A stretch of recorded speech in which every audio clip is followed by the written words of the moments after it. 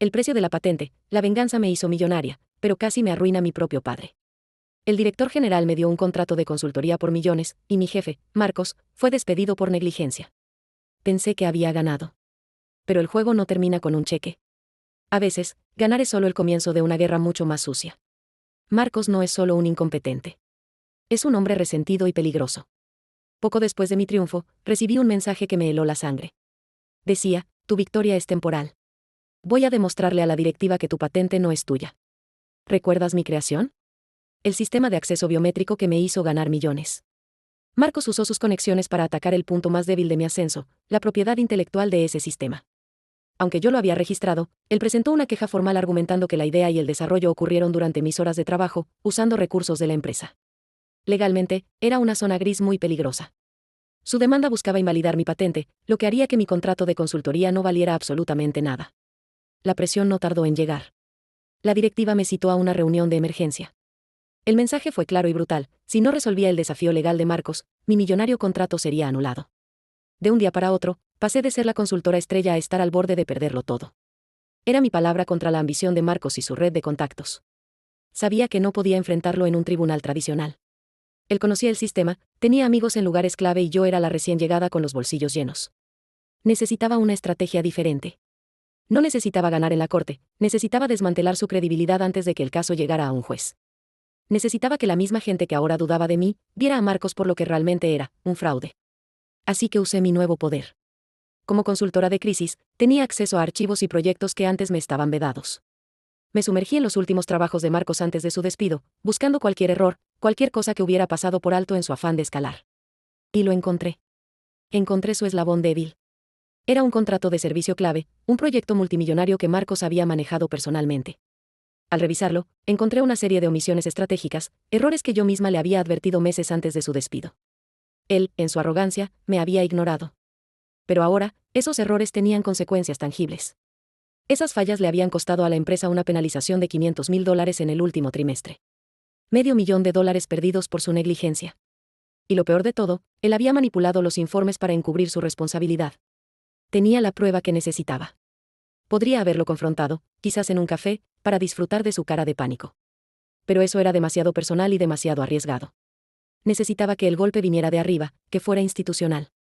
Así que preparé una carpeta. Sin remitente. Anónima. Dentro, detallé con precisión quirúrgica la negligencia de Marcos en ese contrato, adjuntando correos, informes y proyecciones. Resalté cómo su mala gestión había causado un daño financiero directo a la empresa. Envié esa carpeta directamente al despacho del director general. El mensaje era implícito pero devastador: Marcos no era un ex empleado vengativo, que buscaba justicia. Era un fraude financiero que intentaba usar una demanda como cortina de humo para encubrir su propia incompetencia y el dinero que le había hecho perder a la compañía. Estaba atacando a la persona que lo reemplazó para desviar la atención de sus propios fracasos. El director recibió el mensaje alto y claro. La dinámica cambió de la noche a la mañana. La presión sobre mí disminuyó, pero el problema de fondo seguía ahí. La demanda legal sobre la patente seguía en pie. Aunque la credibilidad de Marcos estaba por los suelos, su reclamo tenía fundamentos legales que un buen abogado podría explotar. El caso era complejo, y el tiempo corría en mi contra. Necesitaba un milagro. Un milagro legal. Y en este mundo, los milagros tienen un precio. Solo había una persona que podía mover los hilos correctos en el registro de patentes y garantizar que el desafío de Marcos desapareciera por completo, sin dejar rastro. Alguien que operaba en las sombras, fuera de los tribunales. El antiguo socio de mi padre, el hombre al que le debía el favor del financiamiento inicial de mi proyecto. Todos lo conocían como el Lobo. Con el corazón en un puño, lo llamé.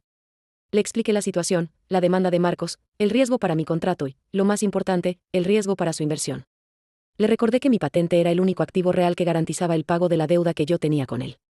Si la perdía, él lo perdía todo. El Lobo se rió al otro lado del teléfono. Era una risa seca, sin alegría, el sonido de alguien que disfruta del poder. Me dijo: Eva, yo no arreglo problemas legales. Yo hago que desaparezcan. Considera el problema resuelto. Pero ahora, me lo debes. Me debes una grande. No me dio más detalles. No hizo más preguntas. Simplemente colgó. Pasaron los días más largos de mi vida. Cada correo, cada llamada, me hacía saltar. ¿Funcionaría? ¿O estaba a punto de ser destruida? Una semana después, mi abogado me llamó. Su voz era una mezcla de incredulidad y alivio. La demanda de Marcos había sido desestimada por falta de fundamento probatorio. Simplemente se había esfumado. Los documentos clave de su reclamo se habían perdido. Sus testigos clave se habían retractado. El caso se derrumbó como un castillo de naipes. Mi contrato se salvó. Marcos desapareció del radar, humillado por su fracaso legal y la exposición pública de su negligencia. Mis millones estaban a salvo. Yo había ganado. De nuevo. Pero, ¿cuál fue el precio? Ahora le debo un favor de por vida a El Lobo. Un hombre cuya moralidad es, en el mejor de los casos, cuestionable. Un hombre que no olvida una deuda. Y la factura no tardó en llegar. Después de un mes de un silencio aterrador, recibí un sobre en mi oficina. No tenía remitente, solo mi nombre escrito a mano. Dentro, una única nota con un mensaje que me heló la sangre: es hora de mi favor, Eva. Quiero el código de acceso de tu sistema biométrico para un nuevo proyecto.